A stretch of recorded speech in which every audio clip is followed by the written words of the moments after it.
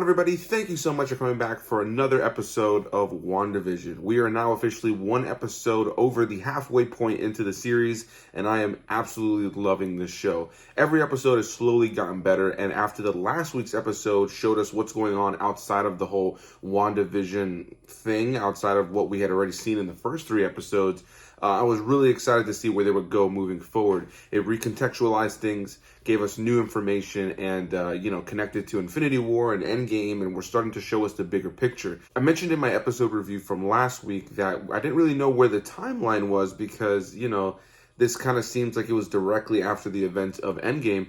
And based on this episode, it seems that it's been a little bit under 2 weeks since Wanda went to go and get Vision's body from the Sword location, headquarters, and then started this whole thing with the missing town, with Westview and her WandaVision thing. So so it seems like it's been under 2 weeks since the events of Endgame, or the final battle against Thanos.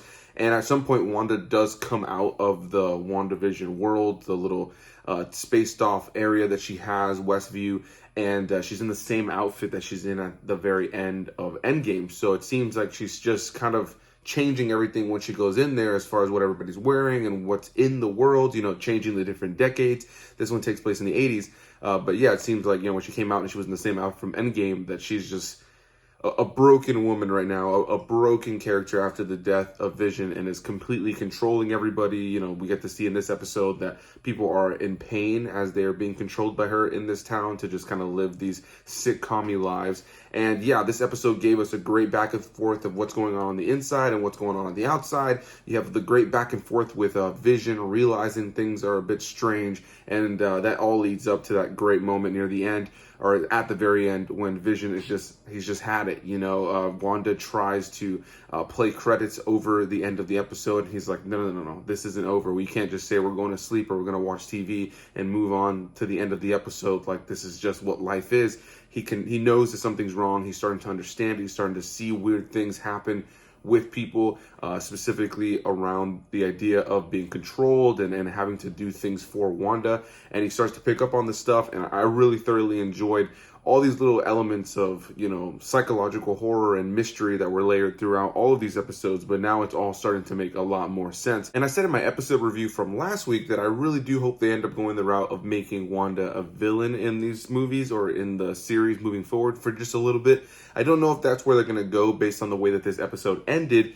But in the comic books, Wanda is one of the best, X-Men villains. She's just a very emotionally driven villain who is very, very powerful because of how emotional and how, kind of distressed she is. I've always loved seeing Scarlet Witch show up in various storytelling because she can kind of be erratic, kind of be, somebody that you can't really predict. She can get super powerful just because of the fact that she's angry or sad or anything like that. I've always really thoroughly enjoyed that about her character. Kind of makes her a wild card kind of character. So I am curious to see if they'll continue to go down that path of making her a villain, or if they're going to keep her on the hero route. But yeah, if you guys have seen the episodes already, you know that this episode is jam-packed with little moments of information, slowly giving us more and more, trying to unveil what's happening. They're starting to figure out, how Wanda's doing this, why she's doing it. At some point, they realize that she's just taking what people came in with and then turning it into whatever decade that she needs it to be. So they end up actually being able to send something in from the same decade that the show is currently in, as far as the WandaVision show,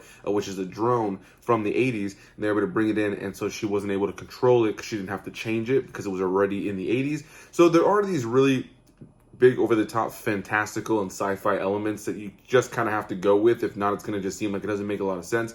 Because I got to say, Marvel is swinging for the fences with this show, and I really do think they're doing a great job. I think they're doing a great job of taking this incredibly bizarre concept that we have seen kind of touched on in the comics and making it make sense while also making it kind of over the top and bizarre. I think that they're really nailing it. I think this is one of the more unique things that we've gotten in the MCU as far as storytelling. But yeah, I think the biggest thing everybody's going to be talking about with this episode is the very end. We hear the doorbell go off and Vision assumes that it's just another one of Wanda's tricks to have somebody come and interrupt what they're talking about so that they can go back to their normal sitcom life. And when they open the door, they show the back of the person's head. They had white hair, and instantly I'm like, oh my God, I kind of thought they would go down this route. Aaron Taylor Johnson coming back to play her brother Pietro, Quicksilver. I was super excited to see what they would do with it. And when they show his face, it's actually the X-Men universe of films version of Quicksilver, played by Evan Peters, which was a completely different kind of approach to Pietro and Quicksilver. He was probably, more universally loved because he got more films that he was able to do, as well as these really great, fun Quicksilver moments. But yeah, even Kat Dennings' character, Darcy, is literally watching at a certain point from the outside, and it's just like, she recast Pietro? And I gotta say, I'm pretty surprised by this. As we know, as they have said, this series is going to connect directly into Doctor Strange and the Multiverse of Madness, and she's going to be a big part of that movie. So I thought they were going to be opening up the multiverse. It would have made sense to have Aaron Taylor Johnson come back to play Quicksilver and Pietro. And so now to see that Wanda has recast him in her head, or in the show at least, and he's being played by Evan Peters, is it, still part of the multiverse, or are they just kind of making a meta kind of joke or approach to the fact that, Evan Peters was Quicksilver? Are they going to start bringing in the X-Men series of films via this sort of way into the Marvel movies? I really don't know, because this is definitely one of the more surprising things that they've ever done with the MCU. I think this is the first time really that they've ever connected to any other series of movies, you know what I mean? And it's kind of one of those things where I thought that maybe we would almost see that with the Sony films first. There's been rumors that Tom Holland would go up against Tom Hardy's Venom for, Spider-Man versus Venom kind of thing. But we hadn't seen anything actually happen yet, but now with the rumors of, the Spider-Man movie, the third Spider-Man, having Tobey Maguire and Andrew Garfield coming back, and apparently people like Jamie Foxx and Alfred Molina are confirmed to be in that third one. It seems like all bets are off. It feels like we're in this time now that if you have been a long-time comic book fan, it's all going to be kind of rewarding you now to kind of have been continually keeping up with everything, because the connections are about to get super real. So I can only imagine what people's reactions were to that final episode. I literally just finished watching it. It's 3:54 in the morning.